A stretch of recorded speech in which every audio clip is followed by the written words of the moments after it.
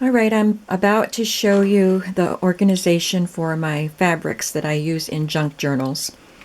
Before I do that, when I showed the video about my collage images, I had this right out on my table so I'd remember to show it to you, and then I didn't remember to show it.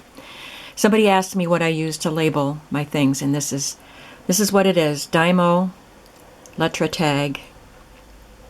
I got it at Walmart, and I like it. You can get the refills at Walmart too. So that was to answer someone's question. So here we are with my fabrics, and I mentioned in the overview video, get that out of there, that this little box here is kept there for little small pieces, because when you're using the fabrics for junk journals, sometimes you just need a little teeny tiny piece for a collage. So little pieces and little strips are in here. And then this basket has fabric, solid fabrics and muslin and cheesecloth. Some cheesecloth back here, and in the front is the dyed cheesecloth. And there's even a little piece of a sheer fabric with like a dotted Swiss pattern on it. So this is where I go for, and there's a little piece of canvas. I go here for my solids. And then in here are the little pieces of fabrics that I use in my junk journals. Many of these I got from the remnant bin at Walmart. I look at the remnants at Hobby Lobby and Joann's, but they're usually large pieces and they're not marked down very much. At Walmart, if they're not half price, they're pretty close to that. So I look in the bin there and see if there's anything I would use in a junk journal. And again, it's time for me to stop doing that because I have quite a few fabrics. So when I'm beginning a project, I look through here and pull out what I think might go well with that project and just have it set on my table, which I'll show you in just a moment. It's pretty full. So I'm working on a Christmas journal right now, and these are the fabrics that I pulled out for it. And I also have my trims pulled out that I might be using in this journal. So they just sit here, and when I'm ready to sew something to my journal, I come on over to my sewing machine. Oops, sorry, my sewing machine here, and I have all my things right here. So since we're looking at trims here, I might as well show you my trims. Well, this is overflow. I'll show you that last. Up here, these are the shelves that I can reach from where I work right here. I can just reach up here. Sometimes I have to stand to get some of the things up here. I have my yarn fibers. These fibers are in my shop. I have to cut and wrap some more, but they're up there. And this is a container of tulle. These were on clearance at Walmart. So I have 4 different rolls, and I just put them endways in this little miniature milk crate. And I wrote, you can't see it very well, but I wrote the color on the end so I know which one I'm grabbing. I don't use them very much, but they're there. And these are collage journals that I work out of. And then here I have buttons, jars of buttons. These are vintage buttons in this jar. And then I have, I think, 4 of these little jars. Some of them are in my sewing box that I take downstairs with me to work with. So I have buttons up there. And then here I have my Bind It All, my envelope punch board, and these are my Bind It All tools. And then I have some other things on this shelf, but right now I'm going to focus on the trims. Let me see if I can get this down. So I have 2. I'm going to do it one at a time because I'm on video and I know I'll make a mess if I try to get fancy. I have 2 boxes of trims.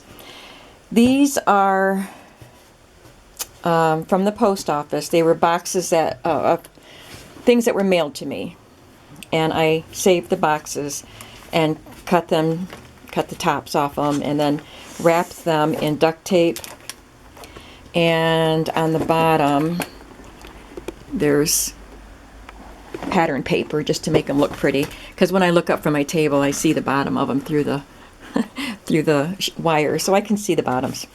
So anyway, this one has rolls. There's ribbon and trims and laces, and then there's a little box in here for little spools and little pieces to kind of contain everything. And because the last time I went to Hobby Lobby, they had their spools half price, and they actually had new ones.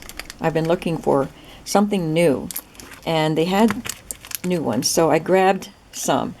And I don't want to, I mean, my box is full. So these ones with the plastic around them are two of the new ones that I just got. But I put the rest right there until I make room for them in my box. I'm going to try not to use them until some of these are gone. But you never know. I'll probably be too impatient. And then in this box are ones that I wrapped around cards. I've received beautiful laces and trims from some of my friends, and also I purchased a set from Julie the Paper Bag Lady 1. Well, her YouTube channel is the Paper Bag Lady 1. Her name is Julie. And she did a D-stash where she sold kits of her lots of her lace and rickracs and things. So I got 2 of those. So some of them are in here. So anyway, I took cardboard, chipboard, and cut them. They're not fancy. I just roughly cut them and then wrapped my pieces around it and put pins in it. So everything is in here where I can see. And then the smaller cards are on the side. And then I just put them up here. Sometimes when I'm doing a project, I will, like with the Christmas, I took out what I think I'll use and just put them on my table. And sometimes I'm going to use a lot more trim and a lot more variety, and so I'll just leave the boxes down on my floor over by my sewing machine. That's why my room becomes such a mess when I'm working. Then this little glove box that I got at a flea market has little pieces and scraps. Sometimes we need the little pieces, and it makes puts a good use. It gives a good use to this pretty little satin glove box. And then I said this was overflow because I made those purchases from Julie, the Paper Bag Lady. One of the lots that I got was rickrack, and it's vintage rickrack. So, and then I also found rickrack at a flea market. So I have all these cards of rickrack in here, and some I wrapped. These are the ones Julie sent me, some of them. And then this is a new one I got at Walmart, so I put that in here. And there's a brown grosgrain ribbon just because this ribbon container is too tall. It sticks up in my box and makes things unbalanced when I stack them. There's also some overflow in here, this gorgeous trim. I don't remember if this came from Julie or from the flea market. This is a Hobby Lobby trim. But, and another one of the lots that I got from Julie was eyelet. So I have a variety of eyelet trims that are wrapped around cardboard. So that's how I store my laces and trims. And it's working very well for me. I really like it. And I like having this variety that I have. So there's a under 10-minute video for you, and I'll be back with some more. Thank you.